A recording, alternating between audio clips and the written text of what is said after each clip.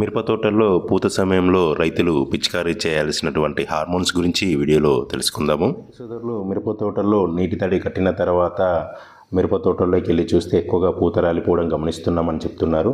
అయితే మనకు పూతలో 100% తోటల్లో 100% పూత నిలవదు.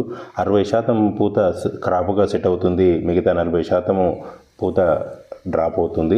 ఎలా ఈ 60%ని ఎలా మనం నిలుపుకోవాలో ఈ వీడియోలో తెలుసుకుందాము. మొక్కలకి ఎరువులను, పురుగు మందులను, తెగుళ్ళ మందులను వాడుతుంటాము.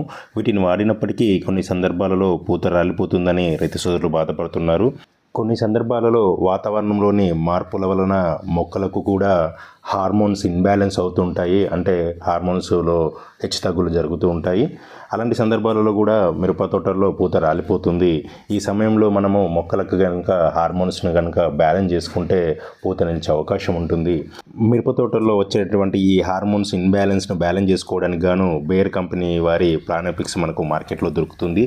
దీనినే పీజీఆర్ అంటారు. పీజీఆర్ అంటే ప్లాంట్ గ్రోత్ రెగ్యులేటర్గా చెప్పుకోవచ్చు. ఈ కంపెనీ వారి ఫ్లానోఫిక్స్ను పిచికారీ చేయడం వలన మొక్కల్లో హార్మోన్స్ బ్యాలెన్స్ జరిగి పూత నిలిచే అవకాశం ఉంటుంది. ఈ ఫ్లానోఫిక్స్లో ఆల్ఫా నాప్థలిక్ ఎస్టిక్ యాసిడ్ 4.5% SL అనే మందు ఉంటుంది. ఈ హార్మోన్ను మిరప తోటలో పిచికారీ చేయడం వల్ల ఫ్లవర్ యొక్క బర్డ్స్ అనగా మనం గూడ అంటూ ఉంటాం కదా, అది స్ట్రాంగ్గా సెట్ అయ్యి పిందెగా మారుతుంది. ఎక్కువ వరకు రాలకుండా ఉండే అవకాశం ఉంటుంది. అంతేకాకుండా కాయ యొక్క సైజు బాగా వస్తుంది. కాయ యొక్క నాణ్యత కూడా బాగుంటుంది. ఈ కారణంగా ఈ హార్మోన్ను పిచికారీ చేయడం వలన దిగుబడి ఎక్కువగా వచ్చే అవకాశం ఉంటుంది.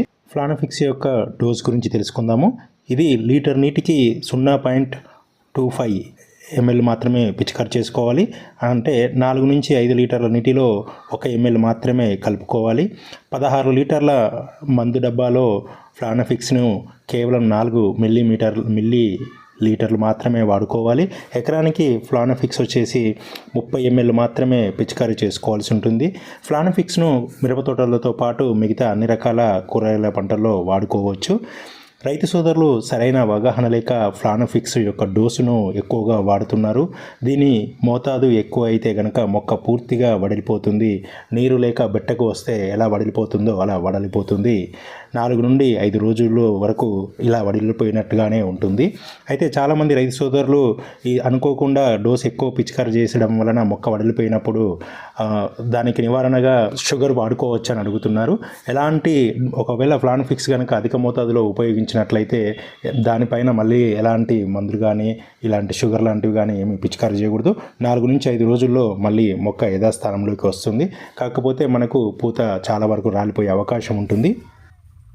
ఫ్లానోఫిక్స్ యొక్క కంపాటబిలిటీ గురించి తెలుసుకుందాము. అంటే ఏ పురుగు మందుల్లో, తెగుళ్ళ మందుల్లో కలుస్తుందో తెలుసుకుందాము. ఫ్లానోఫిక్స్ను ఏదైనా పురుగు మందుల్లో కలిపి పిచికారీ చేసుకున్నట్లయితే దాని యొక్క సామర్థ్యము ఫ్లానోఫిక్స్ యొక్క సామర్థ్యము 20 నుంచి 30% వరకు తగ్గే అవకాశం ఉంటుంది. ఫ్లానోఫిక్స్ను తెగుళ్ళ మందుల్లో కనుక కలుపుకున్నట్లయితే అంత ఉత్తమమైన ఫలితాలు పొందకపోవచ్చు.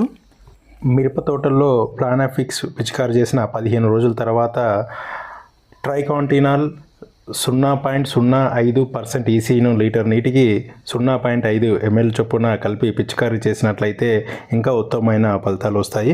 దాదాపు పూత రాలిపోవడం అనేది ఉండకపోవచ్చు. మిరప తోటల్లో ఈ ఫ్లానోఫిక్స్ కానీ ట్రైకాంటినాల్ కానీ 2 నుంచి 3 దఫాలుగా మాత్రమే వాడుకోవాలి. ఎక్కువసార్లు వాడినట్లయితే అంత ఉత్తమమైన ఫలితాలు పొందకపోవచ్చు. ఇప్పటి వరకు మనము ఫ్లానోఫిక్స్ గురించి, ట్రైకాంటినాల్ గురించి తెలుసుకున్నాము.